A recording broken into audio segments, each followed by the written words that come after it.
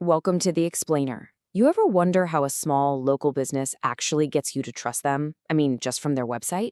Well, today we're going to pull back the curtain on one company's playbook to see exactly how they turn those online clicks into real world trust. Let's dive in. I mean, we've all been there, right? You need someone, a mechanic, a plumber, or, in this case, a massage therapist. You do a quick search, and suddenly you're drowning in a sea of online options. And the big question is always the same: who can I actually trust? Who's going to listen to me and do the job right? And usually, that search for help starts with just a few simple words, right? Things like massage near me or best massage close to me. But, these aren't just search terms. They're really a plea for good, reliable care.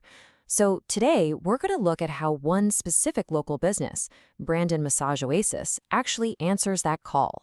Okay, so you've clicked on their link. Now what? What's the very first thing you see? Well, it's their promise, their core value proposition. This is really their one shot to grab you and say, hey, you're in the right place. And boom, there it is. They're not just selling you a massage, are they? No, they're offering real, tangible results: pain relief, better blood flow, a refreshed mind. But look, anyone can make a promise, right? The real question is, how do they back it up? How do they prove it? Well, what they do is they build that trust by breaking down their promise into three really clear pillars. Think of it like their roadmap to earning your confidence. And this is a classic move. It's a super powerful communication technique because our brains are just wired to remember things in threes. It makes their argument for why you should trust them simple, logical, and really memorable. So let's check out that first pillar. Okay, so pillar one is all about empathy. It's about promising to cut through all the noise and just listen, you know? They're tackling a really common fear head on here, that fear of not being heard, of just being another number. Instead, they're promising personalized, one-on-one care that is completely focused on you. Then we get to pillar two. This is where the focus shifts a little bit from just feeling good to actual function. The language here gets really specific. It's all about tangible outcomes. Words like therapeutic, results-focused. See, this isn't just about a relaxing hour. It's about genuinely getting better, about restoring your body's balance. And that brings us to the third and final pillar, credibility. This is where they really lean in and establish their expertise. They're not just promising results anymore, they're promising lasting results. And they're telling you how they'll do it with years of hands-on experience and totally customized treatments. All right, so they've laid out a pretty solid case with these three pillars. But talk is cheap, isn't it? Now it's time for the real test, the proof. And what's the best proof? The voices of their actual customers. Let's take this quote from John Croft. He's not just saying, oh, it was great. No way. He's talking about a very specific, almost life-changing outcome for him: maximized muscle recovery. And what does that mean? It means he can keep going to the gym, keep running. Now that is powerful stuff. That's proof you can feel. So you see the connection, right?